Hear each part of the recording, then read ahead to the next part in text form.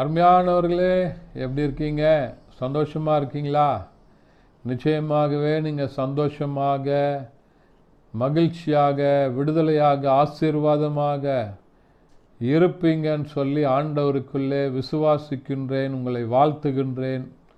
ஆண்டவர் உங்களை ஆசீர்வதித்து வழி நடத்த உண்மையுள்ளவராக இருக்கிறார். தொடர்ந்து இந்த நிகழ்ச்சியை பாருங்கள், மற்றவர்களோடு கூட பகிர்ந்து கொள்ளுங்க. ஆண்டவர் அநேகரை ஆசீர்வதிக்க உண்மையுள்ளவராய் இருக்கிறார். இந்த நாளின் தியானத்திற்கென்று சொல்லி நாம் தெரிந்து கொள்ளப்பட்ட வேத பகுதி சங்கீதங்களின் புத்தகம் 71ஆம் சங்கீதம், அதனுடைய 15வது வசனம் இப்படியா சொல்லுகிறது: என் வாய் நாள்தோறும் உமது நீதியையும் உமது ரட்சிப்பையும் சொல்லும், அவைகளின் தொகையை நான் அறியேன் என்று சொல்லி சங்கீதக்காரனாகிய தாவீது ராஜா சொல்லுகிறதை பார்க்கிறோம். உயர்ந்த நிலையில் அவன் இஸ்ரவேல் முழு சமஸ்தானத்திற்கும் ராஜாவாக இருக்கும்போது சொல்கிறாரு, என் வாய் நாள்தோறும் உம்முடைய நீதியையும் உமது ரட்சிப்பையும் சொல்லும் அப்படின்னு சொல்லி இந்த அதிகாரத்தின் துவக்கத்தில் சொல்லுவார், நான் உம்மை நம்பி இருக்கிற ஆண்டவரே, என்னை வெட்கப்படுத்தாதீங்க. 2 வசனத்துக்கு முன்னாடி ஏற்கனவே நம்ம பார்த்த செய்தி போல, ஆண்டவரே எனக்கு உதவி செய்ய தீவிரையும் என்று சொல்லி கேட்பார்.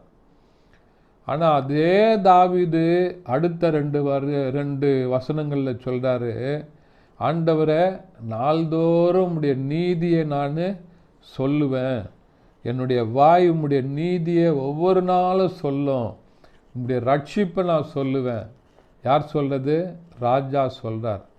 இன்றைக்கி நம்முடைய நிலைமையில் இருந்து நம்ம ஆசீர்வதிக்கப்படும் போது, ஆண்டவர் நம்ம உயர்த்தும் போது, ஆண்டவர் என்ன பண்ணக்கூடாது? மறந்துடக்கூடாது. இந்த நிலைக்கு நான் வருவதற்கு காரணம் என்னுடைய ஆண்டவரை நான் விசுவாசித்தேன். ஆண்டவர் என்னை இந்த இடத்துல வைத்திருக்கிறார். ஒருவேளை நீங்கள் வேலை ஸ்தலங்களில் உயர்ந்த பதவியில் இருக்கிறீங்களா? உயர்ந்த நிலையில் இருக்கிறீங்களா?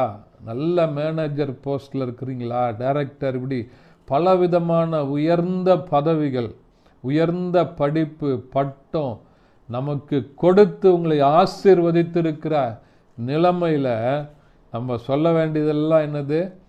ஆண்டவருடைய நீதியை சொல்லணும். ஆண்டவர் எவ்வளோ உண்மை உள்ளவருப்பா, நான் ஆண்டவரை நோக்கி பார்த்தேன், ஆண்டவருக்காக என்னுடைய வாழ்க்கையை ஒப்பு கொடுத்தேன், ஆண்டவர் என்னை ஆசீர்வதித்திருக்கிறார், என் பிள்ளைகளை ஆசீர்வதித்திருக்கிறார், என்னுடைய எதிர்காலத்தை ஆசீர்வதித்திருக்கிறார், அவர் என்னை ரட்சித்திருக்கிறார், அவருடைய ரட்சிப்பு எனக்குள்ளே இருக்கிறது அப்படின்றத ஒவ்வொரு நாளும் நாள்தோறும் சொல்லலுமா. அதனுடைய கணக்கு எண்ணி முடியாதது.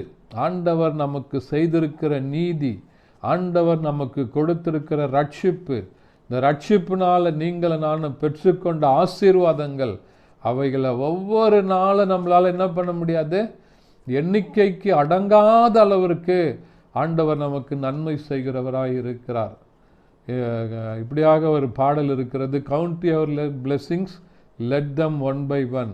எண்ணிப்பார் நீ பெற்ற பாக்கியங்களை ஒன்றோடு ஒன்றாக. ஆண்டவர் செய்த நன்மைகளை எண்ணி எண்ணி எண்ணி பார்த்து கர்த்தரை துதிக்க வேண்டும். ஆண்டவர் அதை இந்த நாளில் ஞாபகப்படுத்துகிறார். ஆண்டவர் உங்களுக்கு கொடுத்த நன்மைகள் ஒவ்வொன்றாக எண்ணி பார்த்து ஆண்டவருடைய சமூகத்தில் போய் நீங்கள் துதிக்கும் போது ஆண்டவர் பெரிய காரியங்களை செய்ய உண்மையுடையவராக இருக்கிறார். ஜெபிக்கலாமா? பரிசுத்த பிதாவே, உம்மை துதிக்கிறோம், உம்மை ஸ்தோத்தரிக்கிறப்பா. ஆண்டவரே, நீர் எங்களுடைய வாழ்க்கையில் செய்த நீதிக்காக, உம்முடைய மகா பெரிய ரட்சிப்புக்காக நாங்கள் உமக்கு நன்றி செலுத்துகிறோம். ஒவ்வொரு நாளும் உம்முடைய நீதியை, ரட்சிப்பை ஆண்டவரே நாங்கள் சொல்ல, பாட, துதிக்க கிருபை செய்யுங்க. இயேசுவின் நாமத்தில் பிதாவே, ஆமென். தேங்க்யூ. God bless you.